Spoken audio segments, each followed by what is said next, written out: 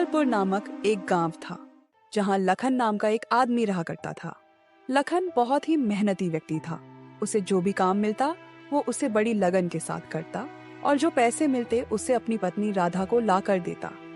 आज लखन ने मंडी में आलू का भाव पता किया तो पता चला कि आलू महंगे बिक रहे हैं। इसीलिए लखन मंडी से आलू बेचने के लिए ले आया और वो बाजार में आलू रखकर बेचने लगा। लखन के ही गांव के दो आदमी रवि और रामू वही काम करते थे जो लखन करता था।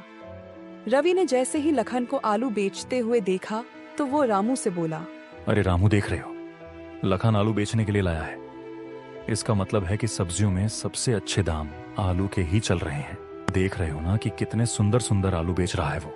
हाँ रवि, देख तो रहा हूँ, फिर देर किस बात की, चलो हम भी मंडी से आलू लाकर बेचते हैं। फिर रवि और रामू भी मंडी से आलू लाते हैं और लखन की दुकान के सामने ही बैठकर आलू बेचने लगते हैं। वो लोग लखन के आलू से 2 रुपए कम में आलू बेच रहे थे।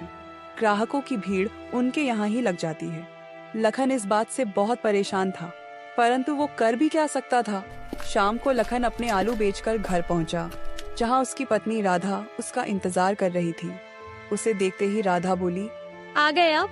हाँ राधा, और मुझे बहुत भूख भी लगी है। अरे खाना वाना छोड़ो, पहले ये बताओ कि आज पैसे कितने कमाए हैं तुमने? क्या बताऊं राधा, तुम्हें तो पता है कि रामू और रवि हमेशा वही काम करते हैं जो मैं करता हूँ। आज भी उन्होंने मेरी दुकान के सामने दुकान लगा ली और फिर मैं ज्यादा आलू बेच ही नहीं पाया। ये लो 100 रुपए ही मिले हैं आज आलू बेचकर। तुम्हारा तो रोज का ही बहाना है यार। सभी लोग अच्छा खासा पैसा कमाते हैं, पता नहीं तुमसे ही क्यों नहीं बनता। इतने से पैसों में भला मैं कैसे घर चलाऊंगी? देखते नहीं हो गांव की बाकी औरतों को, अरे वो कितनी सुंदर सुंदर कपड़े और गहने पहनती हैं, और एक मैं हूँ कि कई सालों से कोई नई साड़ी खरीदी ही नहीं है। न जाने कब मेरी किस्मत चमकेगी और मुझे भी यह सब कुछ मिलेगा। मैं तुम्हारा मूड ठीक करने के लिए ऐसा करता हूँ कि दाल चावल बना देता हूँ, वो भी तड़के वाली दाल। लखन किचन में जाता है और तड़के वाली दाल और चावल बनाकर ले आता है। दोनों मिलकर खाना खाते हैं। खाना बहुत ही स्वादिष्ट बना था, इसीलिए राधा का मूड भी ठीक हो जाता है। अगले दिन लखन फिर से बाजार जाता है और सोचता है, आज तो मैं आलू नहीं बेचूंगा क्योंकि रवि और रामू भी आलू बेच रहे हैं। ऐसा करता हूँ कि भुट्टों का सीजन है, भुट्टे भूंज कर बेचता हूँ, इससे काफी अच्छा फायदा होगा मुझे। फिर लखन मंडी से कुछ भुट्टे खरीद लाता है और गांव में भुट्टे भूंजकर बेचने लगता है। रवि और रामू ने लखन को भुट्टे बेचते हुए देखा तो रवि कहने लगा, देख रहे हो रामू, लखन भुट्टे बेच रहा है। इसका मतलब है कि भुट्टों में बहुत फायदा है।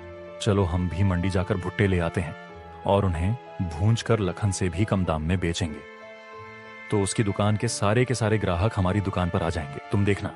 इसके बाद रवि और रामू भी सब्जी बाजार से भुट्टे खरीद कर ले आए और हरिराम की दुकान के सामने ही बैठकर भुट्टे बेचने लगे और उन्होंने अपने भुट्टे की कीमत लखन के भुट्टों से कम रखी। अरे भैया, चलो चलो, हम सब रवि और रामू की दुकान पर चलते हैं। वो लखन से सस्ते भुट्टे बेच रहे हैं। हाँ हाँ भाई, तुम सही कह रहे हो। चलो चलो, हम सब रवि और रामू की दुकान पर चलते हैं। इसी तरह सारे के सारे ग्राहक अब रमन और बर्मन की दुकान पर आ गए। लखन इन सब बातों से बहुत परेशान था। जैसे तैसे वो अपने भुट्टे बेचकर घर पहुंचा और पैसे राधा के हाथ में दी। कम पैसे देखकर राधा गुस्सा होकर बोली, आज तुम फिर से इतने कम पैसे लेकर आए हो? मैं तो परेशान हो गई हूँ। कल चाचा चाची घर आने वाले हैं। इतने कम पैसों में घर चलाऊं या मेहमानों को खाना खिलाऊं? मुझे तो कुछ समझ नहीं आता। अरे राधा, इतना गुस्सा क्यों करती हो? लाओ, आज मैं तुम्हारे लिए कोई अच्छी सी सब्जी बना देता हूँ जिसे खाकर तुम्हारा मूड ठीक हो जाए। बस बस, तुम तो रहने ही दो। कोई जरूरत नहीं है मेरा मूड ठीक करने की। कल चाचा चाची आ जाए तो उनके लिए सब्जी बनाना। अगले दिन लखन के मामा मामी उससे मिलने आते हैं। लखन उन्हें देखकर बहुत खुश होता है। मामा जी लखन से कहते हैं, लखन बेटा, बहुत दिनों से तुम्हारी मामी तुमसे मिलने का कह रही थी। बड़ी ही मुश्किल से यह समय निकाल कर आया हूँ मैं। अच्छा किया मामा जी, जो आप मुझसे मिलने चले आए। आप लोग हाथ मुंह धो लीजिए। मैं आपके लिए गर्मा गर्म तड़के वाली दाल और चावल अपने हाथों से बनाता हूँ। मुझे याद है कि मामी जी को मेरे हाथों के बने दाल चावल बहुत पसंद थे। हाँ लखन, तुम सही कहते हो। तुम्हारे हाथों की दाल चावल का स्वाद मैं आज भी नहीं भूली हूँ और तुम्हारे जैसी तड़के वाली दाल तो कोई बना ही नहीं पाता। लखन अपनी तारीफ अपनी मामी के मुंह से सुनकर बहुत खुश होता है। वो किचन में जाता है और जल्दी से तड़के वाली दाल और चावल बनाकर ले आता है। फिर सभी लोग खाना खाते हैं। खाना खाकर मामा जी कहते हैं, वाह लखन बेटा, तुमने बहुत ही स्वादिष्ट खाना बनाया था। खाना खाकर तो मजा ही आ गया। बेटा मैं तुमसे एक बात कहना चाहता हूँ। हाँ मामा जी बताइए। जब तुम खाना बना रहे थे तो राधा बता रही थी कि रवि और रामू तुमसे बहुत ही कंपटीशन करते हैं। जो तुम काम करते हो वह भी वही काम करने लग जाते हैं और इस तरह तुम्हारा कोई भी काम अच्छा नहीं चल पाता। हाँ मामा जी, राधा कहती है मैं तो बहुत ही परेशान हूं। समझ नहीं आता कि ऐसा कौन सा काम करूं जिससे कि वह मुझे परेशान न कर पाए। अरे तो इसमें इतना सोचने वाली क्या बात है? तुम्हें अपने हुनर का इस्तेमाल करना चाहिए, जिससे कि वो लोग तो क्या कोई भी तुम्हारी नकल नहीं कर पाएगा। मैं समझा नहीं मामी जी, आप क्या कहना चाहते हैं? लखन, तुम्हारे मामा जी ये कहना चाहते हैं कि तुम बहुत ही अच्छा खाना बनाते हो। तुम अपने इस हुनर का इस्तेमाल अपने काम में क्यों नहीं करते? हाँ लखन, मैं यही कहना चाह रहा था कि तुम तड़के वाली दाल और चावल का ठेला खोल लो और ठेले पर दाल चावल रखकर बेचा करो। हाँ मामा जी, आप सही कहते हैं, लेकिन रवि और रामू भी मेरी नकल जरूर करेंगे। देखो लखन, बचपन से ही तुम्हें खाना बनाने का शौक है और तुम्हारे हाथों का बना हुआ खाना बड़ा ही स्वादिष्ट होता है। अगर वह तुम्हारी नकल भी करेंगे तो तुम्हारी तरह स्वादिष्ट खाना नहीं बना पाएंगे। हाँ मामा जी, आपने बिल्कुल सही कहा। मैं कल ही दाल चावल का ठेला खोल लेता हूँ। अगले दिन लखन अपने लिए दाल चावल का एक ठेला खोलता है और सीता भी उसमें लखन की पूरी मदद करती है। लखन ठेले पर दाल चावल बनाकर बेचना शुरू करता है। धीरे धीरे उसके ठेले पर ग्राहकों की संख्या बढ़ने लगती है। जब रवि और रामू ने यह देखा तो रवि रामू से बोला, देख रहे हो, लखन ने दाल चावल का ठेला खोल लिया है और कितने सारे ग्राहक हैं उसकी दुकान पर। हाँ भाई रवि, मैं भी देख ही रहा हूँ। तो चलो देर किस बात की, हम भी दाल चावल का ठेला खोल लेते हैं, फिर सारे ग्राहक हमारी दुकान पर आएंगे।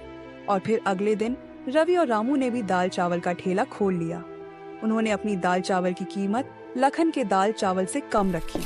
यह देखकर सारे ग्राहक रवि और रामू के ठेले पर आने लगे।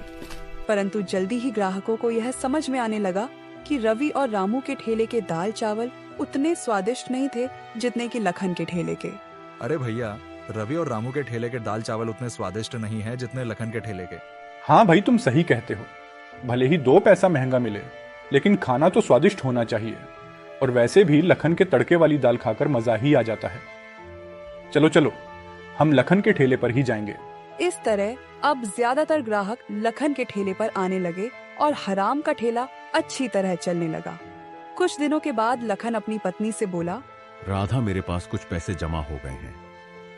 मैं सोच रहा हूं कि तुम्हें सुंदर सुंदर साड़ियां और गहने दिला दूं। हम कल ही बाजार जाएंगे और मैं तुम्हें अपनी जरूरत का सारा सामान दिला दूंगा। नहीं जी, अभी उसकी कोई जरूरत नहीं है। क्यों जरूरत नहीं है? तुम ही तो मुझ पर गुस्सा किया करती थी कि गांव की सभी औरतें गहने और नए कपड़े पहनती हैं और मैं तुम्हें कुछ नहीं दिला पाता। आज जब मैं तुम्हें दिलाने के लिए कह रहा हूं तो तुम मना कर रही हो। अजी, मैं सोच रही थी कि हम अपने दाल चावल के ठेले को थोड़ा बड़ा कर लेते हैं। वहाँ हम एक ढाबा बना लेते हैं ताकि जो लोग आते हैं उन्हें बैठकर खाने के लिए जगह भी मिले। इस तरह हमारा ढाबा थोड़ा ज्यादा चलेगा और थोड़ा ज्यादा पैसा आएगा। और गहने और कपड़ों का क्या है, वो तो मैं बाद में भी खरीद सकती हूँ। ठीक है राधा, जैसी तुम्हारी मर्जी। अगले दिन से लखन और राधा दोनों ही ढाबा बनाने के काम में लग जाते हैं। जल्दी ही लखन की तड़के वाली दाल और चावल का ढाबा बनकर तैयार हो जाता है। ढाबे के बनने के साथ साथ ग्राहकों की संख्या भी बढ़ने लगती है। अब तो आते जाते हर कोई वहाँ पर रुककर खाना खाया करता। रवि और रामू यह देखकर बहुत परेशान हो रहे थे। रवि बोला, देख रहे हो रामू, लखन ने तो अपने ठेले को ढाबे में बदल लिया और सारे ग्राहक भी वहीं जा रहे हैं। हाँ रवि, मैं भी तो सोच रहा हूँ कि हम भी अपने बचे हुए सारे पैसे लगाकर एक ढाबा ही खोल लेते हैं और हम अपने ढाबे पर खाने की कीमत हरिराम के ढाबे से भी कम रखेंगे। इससे सारे ग्राहक हमारे पास आ जाएंगे। और फिर रवि और रामू ने ऐसा ही किया। उन लोगों ने अपने सारे बचाए हुए पैसे लगाकर एक ढाबा बना लिया और उसके बाद अपने ढाबे के दाल चावल की कीमत लखन के ढाबे से कम रखी, परंतु तब भी उनके ढाबे पर खाना खाने कोई नहीं आता था, क्योंकि उनके ढाबे का खाना स्वादिष्ट जो नहीं था और वो लोग बहुत परेशान थे। रवि रामू से बोला, अरे रवि, हमारे ढाबे पर तो कोई नहीं आ रहा, सभी लखन के ढाबे पर ही जा रहे हैं। हाँ रामू, हमने तो अपने बचे हुए सारे पैसे इस ढाबे में लगा दिए और इस ढाबे से 1 रुपए की भी कमाई नहीं हो रही है। अगर ऐसा ही चलता रहा तो हमें ये ढाबा बंद करना पड़ेगा। जहाँ एक तरफ रवि और रामू के ढाबे पर कोई नहीं आ रहा था, वहीं दूसरी तरफ लखन के ढाबे पर ग्राहकों की बहुत भीड़ लगी रहती थी। अभी कुछ ही दिन बीते थे कि लखन के पास इतने पैसे आ गए कि उसने अपने ढाबे को और बड़ा कर लिया।